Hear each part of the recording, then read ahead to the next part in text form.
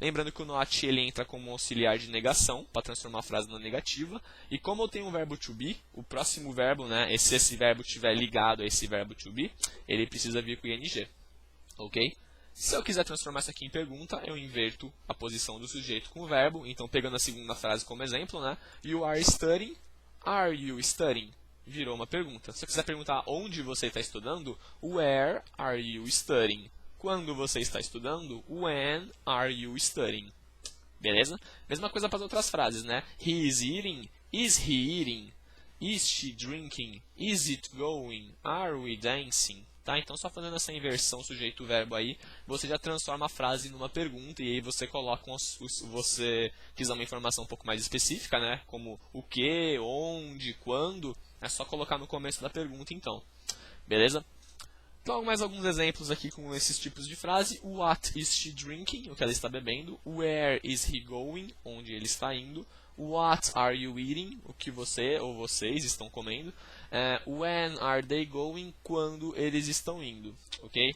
Interessante é o seguinte, toma muito cuidado para não misturar o verbo to be com o auxiliar de pergunta do e com o auxiliar de pergunta does. Ok? Esses dois auxiliares são usados para o presente simples.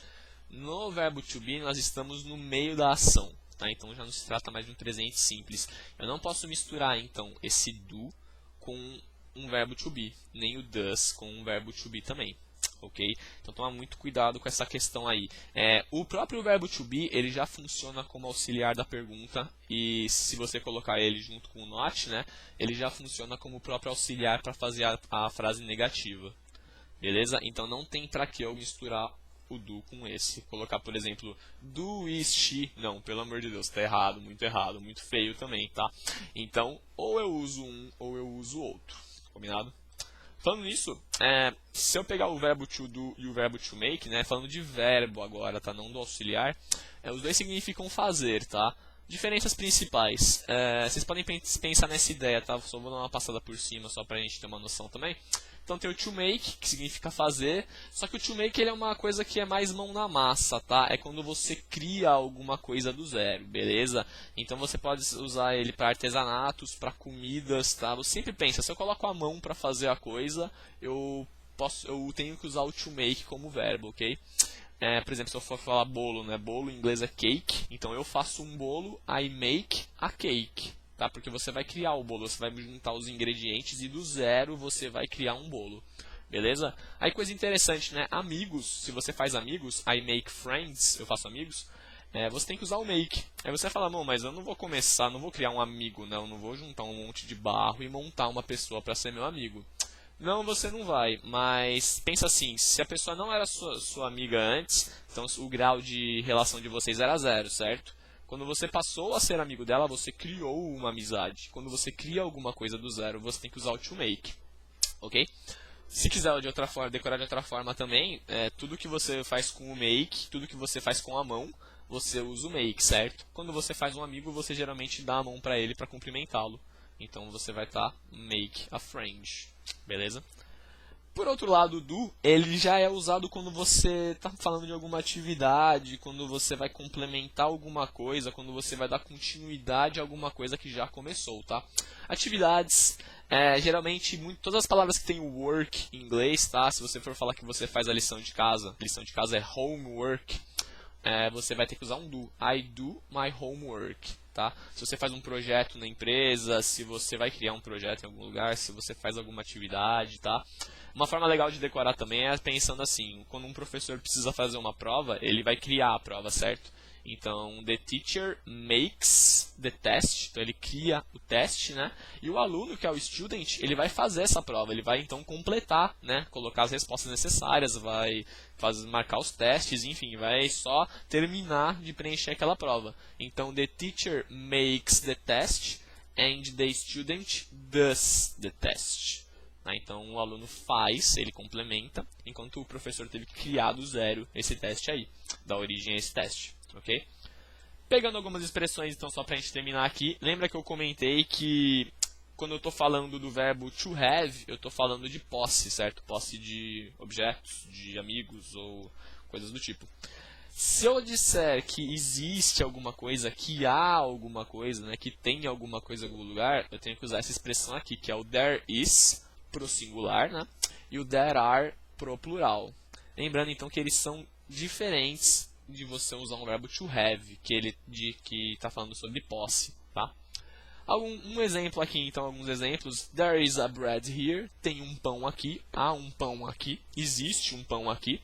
Né? Em português nós temos aí várias formas de falar. Nem sempre a gente acaba colocando da forma correta, como a gramática pede. Mas a mensagem é passada claramente, né? Mais ou menos essa ideia aqui também, tá? There are people there. Tem pessoas lá. Há pessoas lá. Existem pessoas lá, certo? Se eu colocar numa forma de pergunta, is there a bread here? Tem um pão aqui? Are there people there? Tem pessoas lá, certo? E a forma negativa, there is not a bread here. Não tem um pão aqui. There are not people there. Não há pessoas lá, ok? Então, só reforçando aquela ideia de novo, tá? Se eu for fazer uma pergunta, como eu tenho o verbo to be, eu faço a inversão, certo? Eu coloco o verbo to be na frente. Então, there is, se eu for fazer a pergunta, is there, certo? There are, se eu for fazer a pergunta, are there. Então, colocando sempre na frente aí para poder transformar isso aqui numa pergunta. Se eu for fazer a negação, eu só preciso colocar o auxiliar not depois do verbo to be, certo?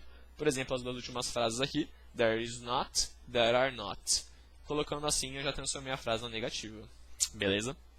Outro ponto muito importante também é a questão dessas expressões aqui. Ó. Tem o something, que significa alguma coisa ou algo. O anything, que significa nada. E o nothing, que significa nada. Né? E só de olhar no quadradinho, vocês já percebem que, bom, o anything e o nothing têm o mesmo significado. Né? Então lá vem alguma regra, alguma coisa mais ou menos nada a ver, para poder usar cada um. É bem por aí, essa é a verdade, tá? Uma forma fácil de visualizar isso aqui é assim. O something só pode ser usado em frases afirmativas, tá? Então por isso tem esse maisinho aqui do lado. O anything só pode ser usado em frases negativas e em frases interrogativas, então nas negações e nas perguntas, tá? E o nothing só pode ser usado em frases afirmativas. Beleza. Como que a gente define então uma frase afirmativa, né? Uma frase afirmativa, ela é uma frase que não possui o auxiliar not, tá? O problema é que o not, ele geralmente não vem só o not escrito na frase, né? Geralmente ele vem junto com algum auxiliar, né? Pode ser um don't, pode ser um does not, pode ser um is not, pode ser um aren't, né? São os auxiliares que a gente viu até agora. Então, esses caras aqui, eles indicam, como eles têm o not ou embutido neles, né, ou junto com eles, eles indicam que a frase está sendo negativa, tá? Para a frase não ser negativa, para ela ser afirmativa, esse not não pode aparecer. Beleza? Partindo dessa ideia, então, se eu falar que eu tenho alguma coisa, I have something, certinho, né? Porque com a frase afirmativa eu posso usar o something, gramaticalmente ele encaixa na frase perfeitamente, tá? Se eu for falar que eu não tenho nada, I don't have anything, beleza? O don't nada mais é que o do mais o not, certo? Se eu tenho not na frase, quer dizer que essa frase é negativa. Nas frases negativas, então eu uso anything, beleza? I don't have anything. E nas perguntas também, tá? Se eu for fazer uma pergunta, se eu perguntar, você tem alguma coisa? Do you have anything? O que acontece? Por ser uma pergunta, eu não posso usar o something, ok? O something só aparece em frase afirmativa, certo? Então eu vou ter que usar o anything, só que com a tradução de alguma coisa ou algo. Beleza? É uma parte um pouco complicada, ela confunde um pouco por conta dessas regras aí. Tá? Mas tenta decorar, tenta pensar nessa ideia das frases afirmativas, negativas e interrogativas. Beleza? Como a frase é interrogativa, o something não pode entrar, só pode entrar um anything. Beleza? Tanto pode ser que esse anything esteja no significado de nada ou no significado de alguma coisa. Combinado? E o que acontece? Como que eu vou usar esse nothing? Se eu quiser pegar e falar que eu não tenho nada, I have nothing. O que acontece? Se eu colocar o don't nessa frase aqui, eu sou obrigado a usar o anything, né? Porque o anything só pode aparecer em frases negativas, correto? Então, essa é uma outra forma de dizer a mesma coisa. Eu não tenho nada, I don't have anything, ou I have nothing. Beleza? Então tem essa diferença aí de um para o outro, ok? Por conta da regra gramatical. Beleza? Pessoal, por hoje era só então, espero que vocês tenham entendido um pouquinho de verbo to be, um pouquinho dessa questão de inversão dos verbos, a questão do it, né, do it is, quando eu não tenho um sujeito na frase, né, quando eu uso it. E por hoje é só então.